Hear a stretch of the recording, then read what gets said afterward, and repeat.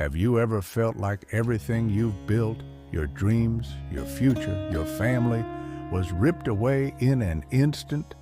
The person you loved, the person you trusted the most, suddenly becomes the one who shatters your world. But what if that moment of betrayal is just the beginning of your story? What if the pain and heartbreak you're facing is not the end, but the most powerful opportunity for growth, healing, and transformation that you'll ever experience? What happens when you find out the child you've loved and raised for years, your very own flesh and blood, wasn't even yours? This is not just a story about betrayal. This is a story of resilience, of a man fighting to find himself again when the truth changes everything. This is the story of how one family, through the hardest of truths, learned to rebuild not just a broken home, but the very foundation of love. So what do you do when everything you thought you knew comes crashing down? What do you do when you're faced with a truth that challenges everything you've ever believed? The answer starts here. The kitchen was quiet, too quiet. It's almost as if the world held its breath as the words were spoken. I need to tell you something. Her voice was soft but heavy, like the weight of an avalanche waiting to crash. I had no idea what she was about to say, no idea that everything would change in just a few seconds.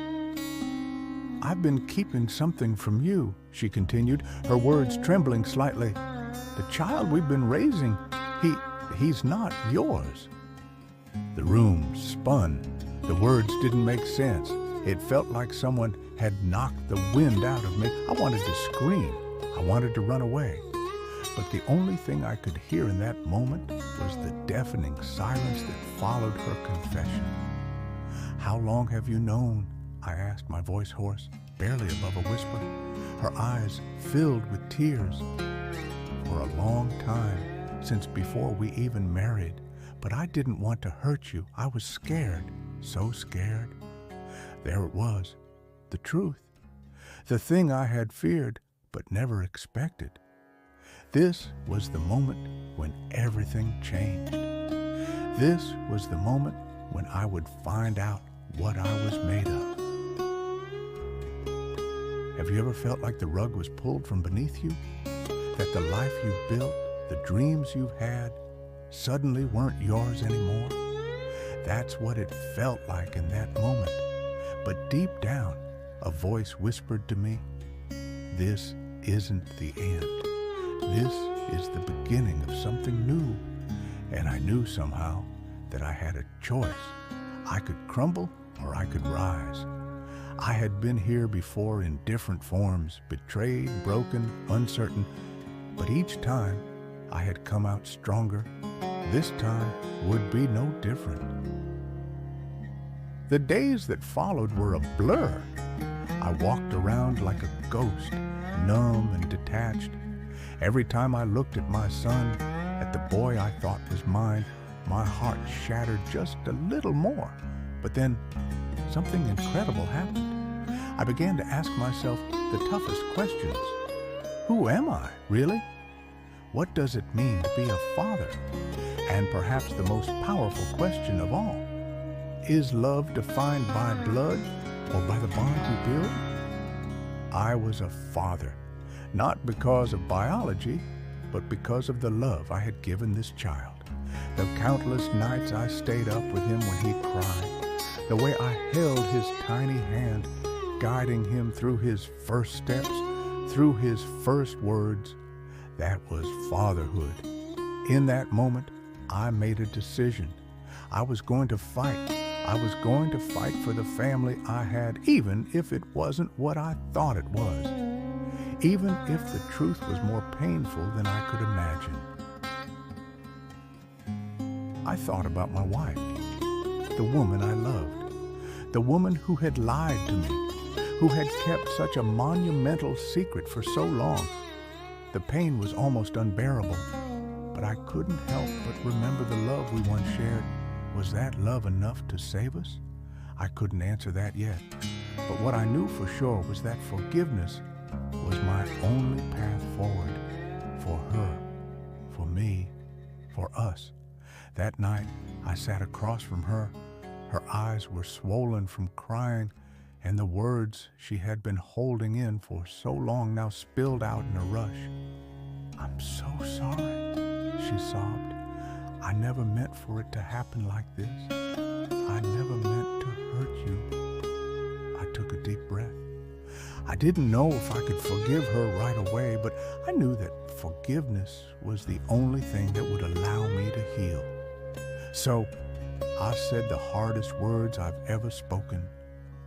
"I don't know if I can forgive you," I said, "but I need to try. For us, for this family."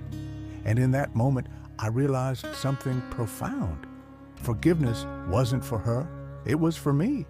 It wasn't about saying what she did was okay. It was about freeing myself from the chains of anger and hurt. It was about reclaiming my peace. Days turned into weeks. The silence between us was almost unbearable at times. But through the silence, I found clarity. I found peace. It was in the quiet moments when I held my son in my arms and looked at the woman who had caused me so much pain, and yet who I still chose to stand beside. "Can we fix this?" she asked one night, her voice barely above a whisper.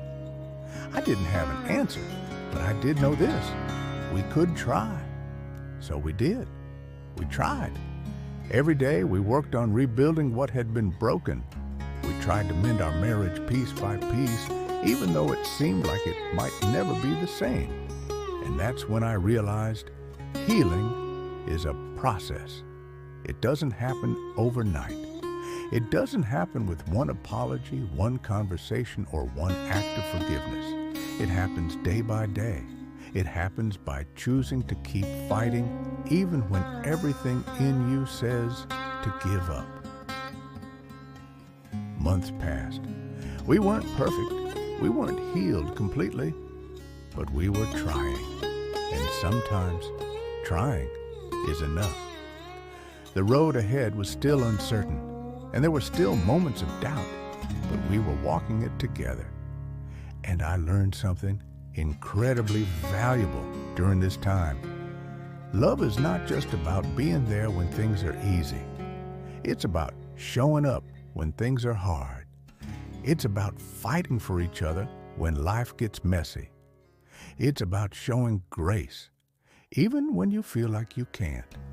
And this, right here, is what life is truly about. It's about never giving up, never surrendering to the storm. No matter how fierce it is, no matter how much it shakes you, you keep fighting for what's worth it.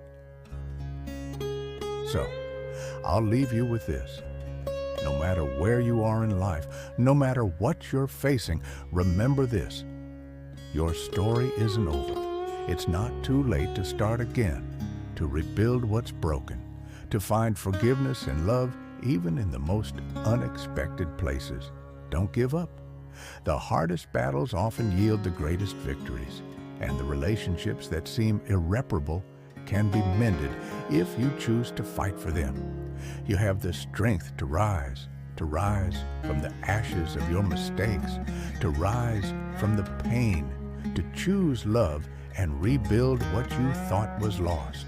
So, take that first step and remember, you are not alone. We're all in this together. And if this story spoke to your heart, if it made you think, reflect, and feel, please subscribe to Chase the Fire and keep walking with us as we explore more stories of love, resilience, and transformation. Because the journey isn't over yet.